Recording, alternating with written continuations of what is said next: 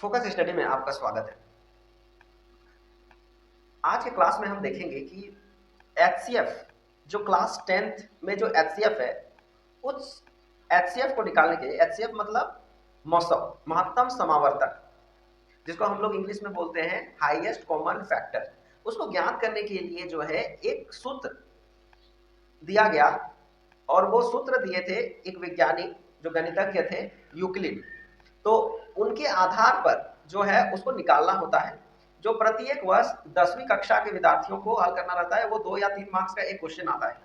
तो आज की क्लास में हम यूक्लिड विभाजन जो प्रमेय है उसको बहुत ही सरल तरीके से देखेंगे कि उसको आप किस प्रकार से कर सकते हैं। ये बहुत ही सिंपल प्रोसेस है। तो चलिए शुरू करते हैं। तो सबसे पहले आपको 3 चीजें जाननी है। 3 चीजें अभी देखिए, हम लोग एक सिंपल सा भाग देंगे, उस भाग के आधार पर आपको वो तीनों चीजें क्लियर हो जाएंगी, 3 से 4 चीजें। तो देखिए, सबसे पहले हम लोग जैसे भाग देते हैं, कोई एक भाग देते हैं, जैसे 5, कोई एक संख्या है, इसको भाग दे रहे हैं 2 से। तो इसको जब भाग देंगे 2 से, तो यहां पर देखिए, तो भाग जैसा कि आपको पता है बहुत ही सिंपल तरीके से होता है, 2 2 दूना 4। तो शेषफल कितना बचा, इसको घटाया जाता है तो बचा 1। तो यहां पर ये जो भाग है, आपको ये भाग समझ में आता है तो मतलब समझिए आपको यूक्लिड विभाजन आपके लिए खेल है, ये आपके लिए कुछ प्रॉब्लम नहीं करेगा। सबसे पहले आप समझिए इसको हम लोग क्या बोलते हैं, इसको क्या बोलते हैं, ये क्या है, इसको क्या बोला जाता है, ये सभी आपको पता है कि ये जो है इसको बोला जाता है भागफल। इसे कहते हैं हम लोग, ये इसको बोला जाता है भाज्य। इंग्लिश में इसको बोला जाता है कोसेंट, और इसको बोलते हैं डिविडेंड, और ये जो है इसको बोला जाता है भाजक। और साथ ही एक जो बचा इसको बोलते हैं शेषफल। तो इसी के आधार पर एक फॉर्मूला बनाया गया यूक्लिड के द्वारा, और उसको बस दे दिया गया, और उसके आधार पर जो है एचसीएफ निकाला गया। तो अभी हम देखेंगे, तो एक एक करके समझते हैं बारीकी से। तो देखिए यहां पर जो हम लोग सूत्र लिखते हैं, वो सूत्र कैसा होगा, हमको अगर इसको जांच करना है कि ये भाग सही है या नहीं, तो हम जांच कैसे करते हैं, जैसे आप 4-5 क्लास में पढ़ चुके हैं ये चीज। तो देखिए यहां पर जांच कैसे होगा, भाज्य, सबसे पहले भाज्य लिखा जाता है, इधर से लिखते हैं। सबसे पहले भाज्य लिखेंगे, भाज्य बराबर भाजक गुना भागफल जोड़ शेषफल। ये है चेक करने का तरीका।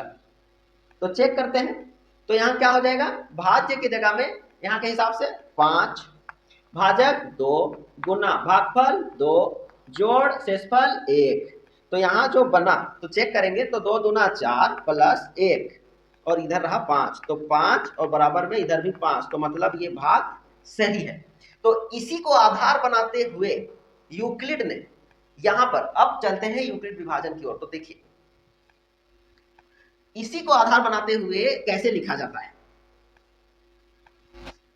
ये जो भाज्य है, इस भाज्य के लिए जो अक्षर दिया गया है वो है ए, और भाजक के लिए लिखा जाता है बी।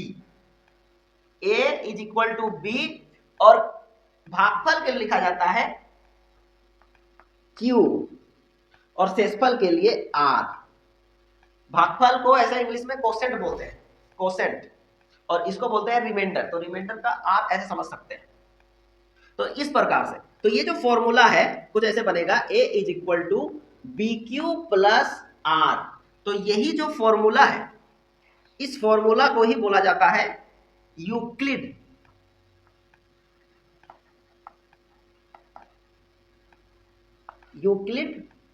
प्रमेयिका। ये है यूक्लिड प्रमेयिका, यूक्लिड एल्गोरिथम जिसको बोलते हैं। तो यही चीज, लेकिन इसमें एक कंडीशन भी डाला जाता है। कंडीशन क्या है, चलिए देखते हैं। कंडीशन ये होता है कि यहां पर जो है ये जो 0, ये जो यहां पर देखिए, कंडीशन को समझना है कि कंडीशन होता क्या है। 0 आर जो होगा, आर यानी कि शेषफल, शेषफल जो होगा वो हमेशा शून्य से बड़ा होगा, जीरो से हमेशा बड़ा होगा और साथ ही बराबर भी होगा, लेकिन जीरो से छोटा नहीं हो सकता है। मतलब बोलने का ये मतलब है कि जो ये आर यानी कि शेषफल जो है वो इस भाजक से हमेशा छोटा होगा। मतलब यहाँ एक हो सकता है, यहाँ दो है तो यहाँ एक हो सकता है। अगर यहाँ 5 होता तो यहाँ पर 4, 3, 2, 1, 0 इतना हो सकता था, लेकिन जो है ये जीरो के बराबर हो सकता था। यहाँ जीरो भी होगा तो भी चलेगा, लेकिन यहाँ कभी भी -1, -2, -5, -3 माइनस में कोई भी संख्या नहीं हो सकता है।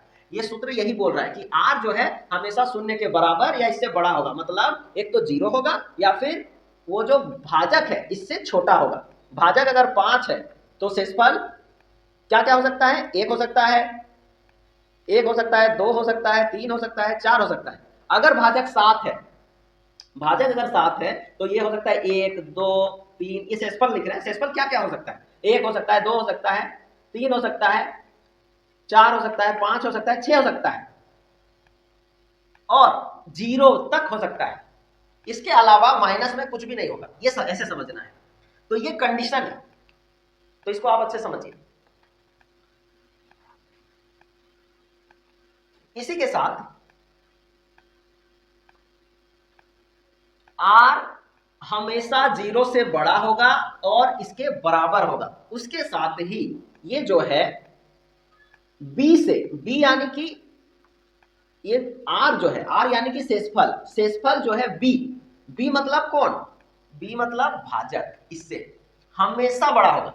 अभी जैसा कि आपको मैंने बताया कि इससे हमेशा ये b ये वाला है, ये इसको ही b बोला जाता है। ये भाजक b, ये है r और इसको नाम दिया जाता है a और इसको बोलते हैं q। ये याद रखना है। तो यहां पर कंडीशन यही है कि r हमेशा बड़ा होगा 0 से और साथ ही इसके बराबर होगा। लेकिन जो b है, b हमेशा बड़ा होगा r यानी कि शेषफल से हमेशा बड़ा होगा ये भाजक। जैसे ही देखिए ये कंडीशन आपको इस तरह से समझना है, ये हमेशा बड़ा होगा। जैसे ही इस भाजक से छोटा हुआ शेषफल वहीं पर भाग रुक जाएगा और आगे जाएगा नहीं। दशमलव वाले को छोड़कर अभी बात किया जा रहा है। यहाँ दशमलव लगा के और भाग दिया जा सकता है, लेकिन यहाँ पर दशमलव नहीं लगाना है। दशमलव लगाए बिना इसको समझना है। तो इस तरह से आप समझ सकते हैं। ये है यूक्लिड का प्रमेय और इसके लिए जो कंडीशन है, कौन क्या होना चाहिए, वो कंडीशन ये बताता है। तो ये कंडीशन आपको याद रखना है। अब चलिए एक क्वेश्चन सॉल्व करके देखते हैं, तब आपको और ज्यादा क्लियर हो जाएगा कि इसको कैसे किया जाता है। चलिए देखते हैं एक यूक्लिड विभाजन करके। जैसा कि आप यहाँ पर भाग देख रहे होंगे, ये जो है ये है 4052 और 420 का विभाजन के आधार पर ये जो है यहाँ पर निकाला गया है, भाग दिया गया है और ये HCF निकाला गया है। तो अब इसी को यूक्लिड विभाजन के आधार पर अगर हम लिखें तो ये कुछ ऐसे लिखाएगा। जैसे यहाँ पर जो क्वेश्चन है वो है 420 और 4052 का HCF ये ज्ञात करना है यूक्लिड प्रमेयिका से। तो देखते हैं यूक्लिड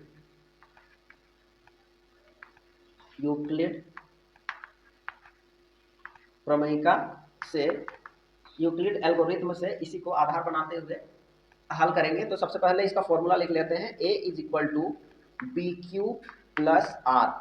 और जहां कंडीशन ये है कि 0 से हमेशा बड़ा और बराबर होगा r और b जो है वो हमेशा r से बड़ा होगा। ये है कंडीशन। इस कंडीशन को फुलफिल करते हुए हम लोग आगे बनाएंगे। तो देखिए यहाँ पर भाग दिया हुआ है, तो इसी को आधार बनाते हुए सबसे पहले यूक्लिड विभाजन करने के लिए आपको ये जो है भाग विधि इस तरह से समझना होगा।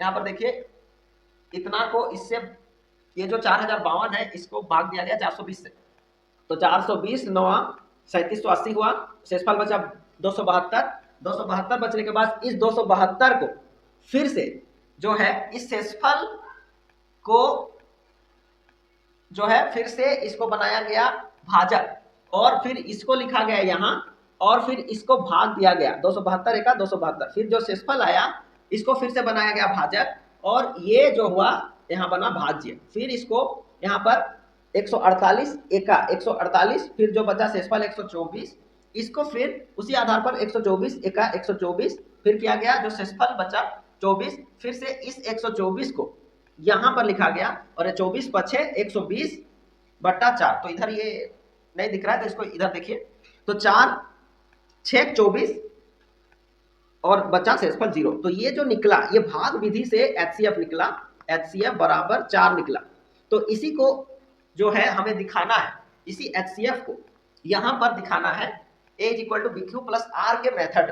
तो देखिए इसको कैसे दिखाएंगे, तो यहाँ पर A की जगह में हमेशा ये लिखाएगा बराबर B की जगह में ये जो B है यहाँ पर एक बार लिख देते हैं कि देखिए ये है, ये रहा A, इसको ये है A और इसको नाम दिया जाता है B, और ये जो है इसको देंगे Q और फिर Q और ये है R। लेकिन जैसे ही भाग खत्म हुआ यहाँ पर ये शेषफल है, लेकिन ये बाद में फिर भाजक बन जाता है, जैसा कि आप देख रहे हैं शेषफल हमेशा जो है बाद वाले के लिए भाजक बन जाता है। तो यहाँ पर इससे देखिए ये यहाँ लिखा रहा है और फिर इससे फिर भाग दिया जा रहा है, तो इस पैटर्न में। तो इसको देखिए B के जगह में 452 हुआ A, जिसको हम लोग बोलते हैं भाज्य, ये रहा भाजक, ये है भागफल और ये है शेषफल, कोसेंट एंड रिमाइंडर। ये ध्यान देना है, ये जो यहाँ इस भाग विधि में ये जो शेषफल है ये हमेशा जो है आपको शेषफल हमेशा भाजक बनता हुआ दिखेगा, जितना भी शेषफल बन रहा है अगले बार में भाजक बनता हुआ दिखेगा, और जो भाजक है वो आपको यहाँ पर भाज्य बनता हुआ दिखेगा। तो ये चीज आपको ध्यान रखना है। तो यहाँ पर इसको इस सिस्टम में यूक्लिड विभाजन एल्गोरिथ्म का प्रयोग करते हुए एचसीएफ देखिए कैसे निकालेंगे। तो यहाँ पर लिखे ये 4052, तो बी मतलब ये 420 गुना Q मतलब 9, फिर जोड़ R मतलब 272। बस इसको अब सजाना है, ये लिखे। अब नेक्स्ट टाइम में अब क्या करेंगे, ये जो है ये आ जाएगा यहाँ पर और ये चला जाएगा यहाँ, देखिए यहाँ, तो उस आधार पर सजाएंगे। अब फिर नेक्स्ट टाइम जब लिखेंगे तो ये बीच वाला जो है हमेशा इधर लिखाएगा ए साइड में, तो 420 ये आ गया इधर, ये जंप करके इधर आ गया, देखिए। अब ये जो है ये जंप करके आ जाएगा यहाँ 272, फिर गुना, इसको कितना बार गुना किए, एक बार, तो एक जोड़ शेषफल कितना बचा, ये देखिए ये रहा शेषफल, तो 148। अब फिर सेम पैटर्न, अब फिर से ये इधर आ जाएगा 272, फिर ये आ जाएगा यहाँ पर, ये यहाँ पर आ जाएगा, तो यहाँ हो जाएगा 148। तो यह देखिए ये यहाँ आ रहा है और ये यहाँ, ये जो आ रहा है यहाँ पर।